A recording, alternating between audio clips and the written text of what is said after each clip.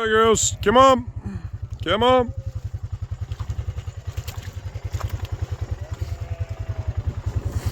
Come on.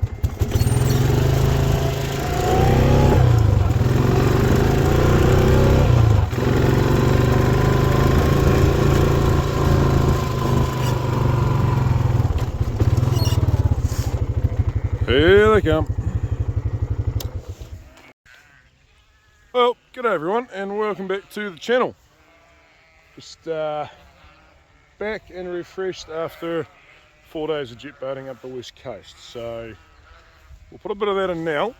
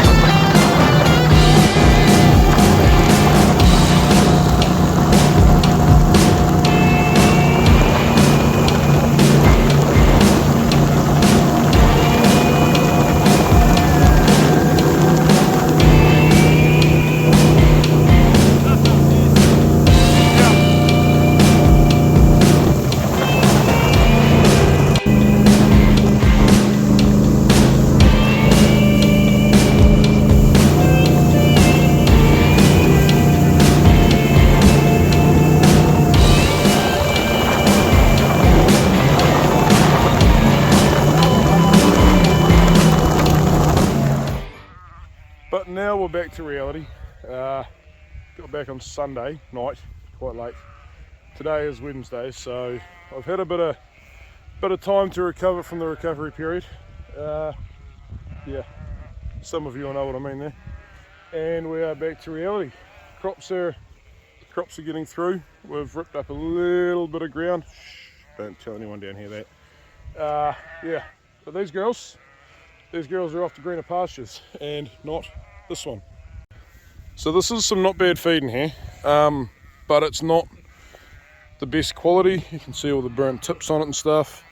There's not much in the way of dead matter there. There's a wee bit of clover still there from the spring, from the autumn, but these girls are triplets, which are woolly, earlies, which have some triplets in them, which are shorn, and then there's a few, like that one right there, in between shorn, which are some, oh, she's a triplet, that one, but there's a few of them in here that are just light tutus that we pulled out, so yeah. The earlies are 20 days away from lambing, so they've got 10 more days of this. Then we're going to bring them in, we're going to give them a Sidectin injectable drench and a Maltine 5-in-1, I think with selenium, pre-lamb jab. Then we're going to stock them just over the hill here, not this paddock, the ones at the back. And they're due to start, 23rd, so it might be 21 days. Look, they're older girls, a lot of them are lighter girls, were lighter girls, and we just don't want to push them too hard to that line. So the longer we push them, the higher the chance there are of ewe deaths, and we don't want ewe deaths. We're going to get some ewe deaths, but we want to minimise that. So yeah, and then the triplets, the woolly ones in here, to be fair, they are 18 days later lambing, and they'll probably only be 7 or 8 days later to spread out, for the same reasons we like to spread them out quite early too. So yeah, we've got a bit of feed around in those paddocks that they're going to, which is good. I didn't think we were going to. Haven't decided yet whether we're going to use any urea. Look, it's a hard one, but it's an animal welfare balancing act with a cost of production versus cost of value of what you're selling. And at the moment, there's no money in using urea to boost covers. It's only really going to be done if we decide we need to, from an animal welfare basis, just to make sure we've got enough feed around. But I think we'll be okay. These sheep are going to be spread out before the grass is really growing that much, and there's a bit of a balancing act there. They've got decent length of grass. They're going to take that down a bit before it starts growing, and hopefully we've got it not far off right. But yeah, the ones that are being spread out a bit later on, some of their paddocks are going to be quite bare, so we might hit them with a bit of urea, give them a bit of a juice up. But anyway, we'll get these girls on the move because they're not staying here.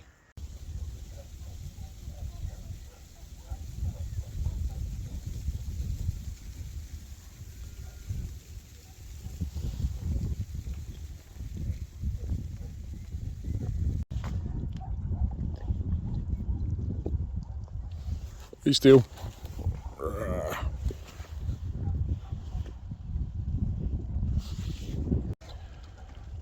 So these girls are, as we've said, quite heavily pregnant, and we do have to be quite careful with them. So we just don't panic things. It's going to take a while to move them this morning. In the middle of summer, I'd move this mob ewes this far in 20 minutes.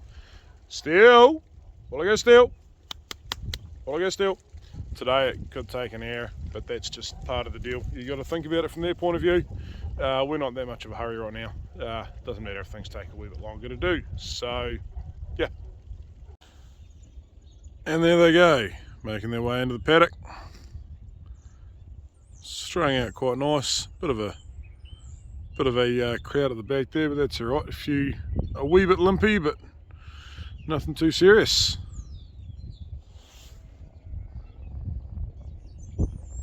It's not a bad view, is it?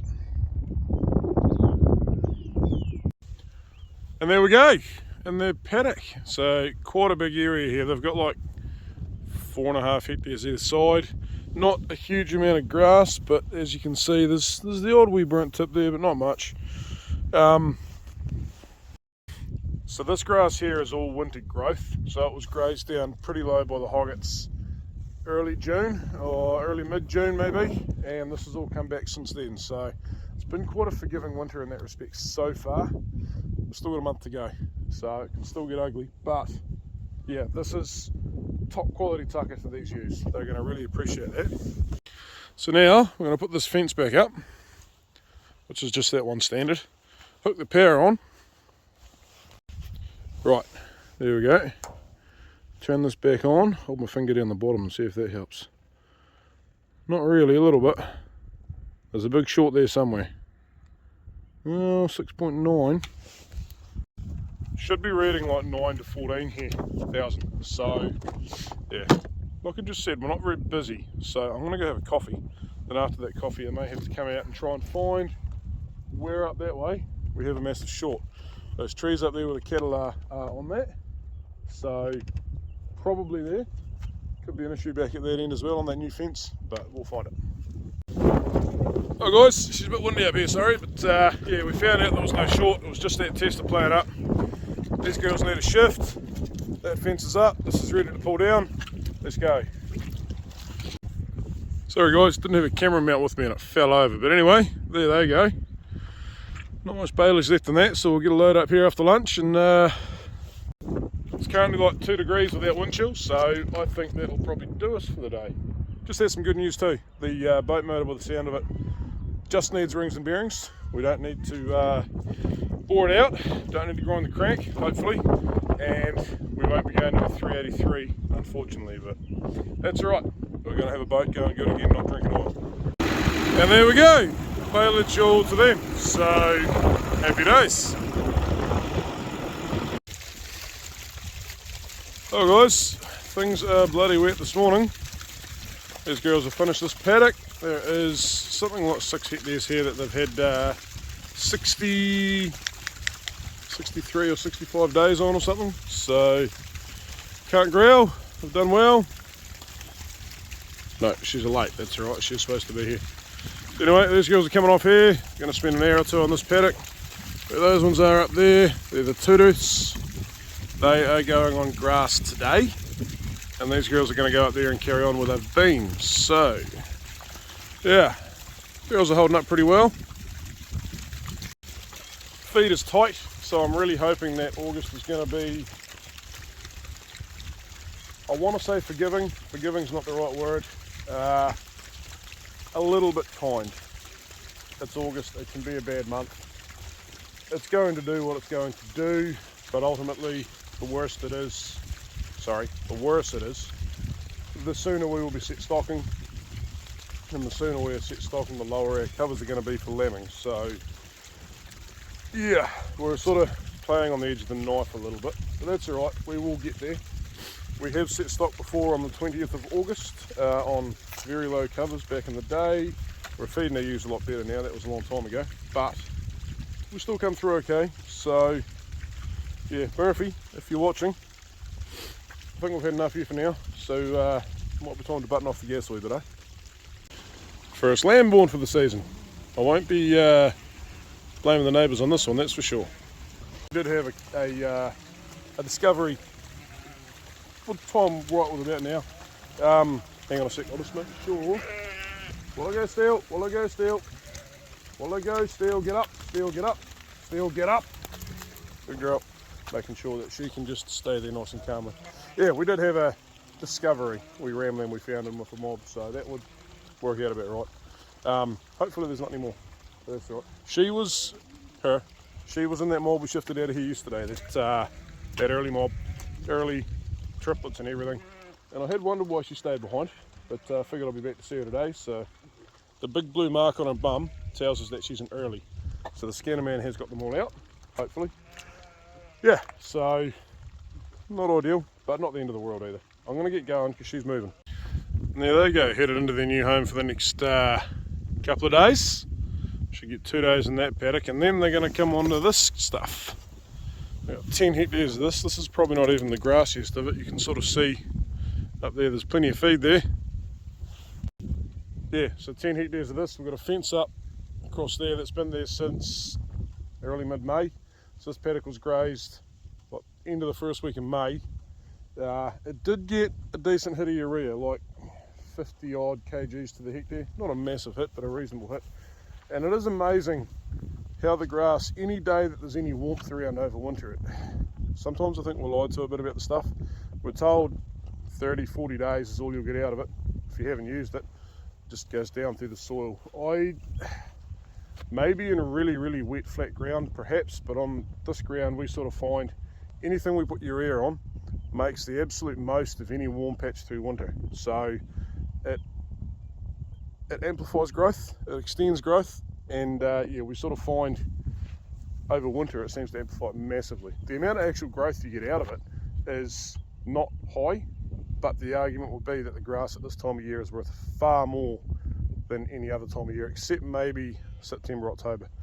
Yeah, so really grassy. That last paddock over there we pulled them out of, haven't actually shown you much of that. It didn't get urea and it's grown almost as well, but it is a particularly strong winter growing grass. Was also grazed a week later. Yeah, so anyway, this will get split in 4, so let's say that on average this paddock is a 2,500 cover. Steel, out, what do I go steel, out.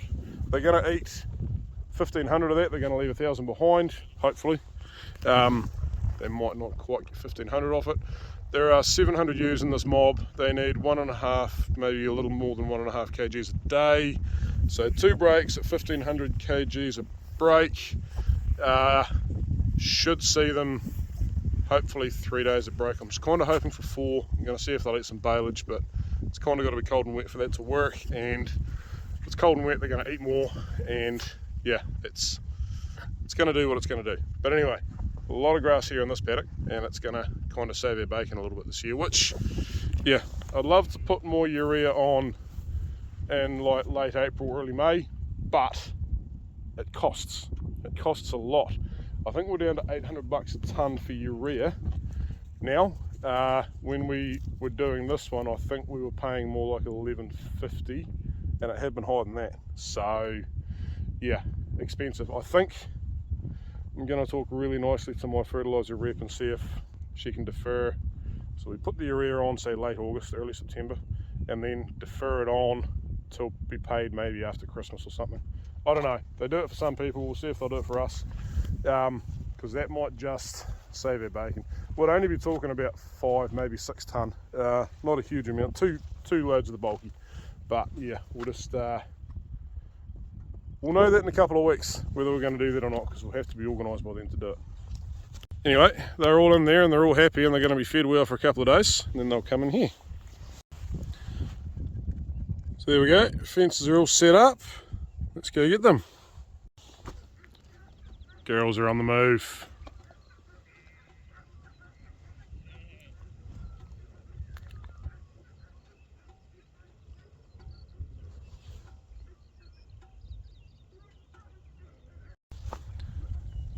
Nice and easy, girls. We've got all day. Need them to go around the end of that break fence though, so we might have to move yet. Good girls. They're not going to be very happy when I put them back on that, but they'll be happy when they find the crop just a few metres up, so should be good. There's our ewe with her wee lammy down there. She's a bit nervous, but she's sticking with it, so she's a tooth and first time lammer. There we go. He's doing fine. He's been up and had a bloody good drink, so he'll be right. Not the best weather to be lambing in though. There they go. Taking a wee bit of convincing there, but we've got them on their way, slowly. They just don't realise there's food up there, which you can understand. They're sort of wondering why I'm pushing them onto a muddy break. Hey! But once they get up there, they'll be happy. Yeah, look at that. And there we go. They've found their break, so they're moving a bit happier now.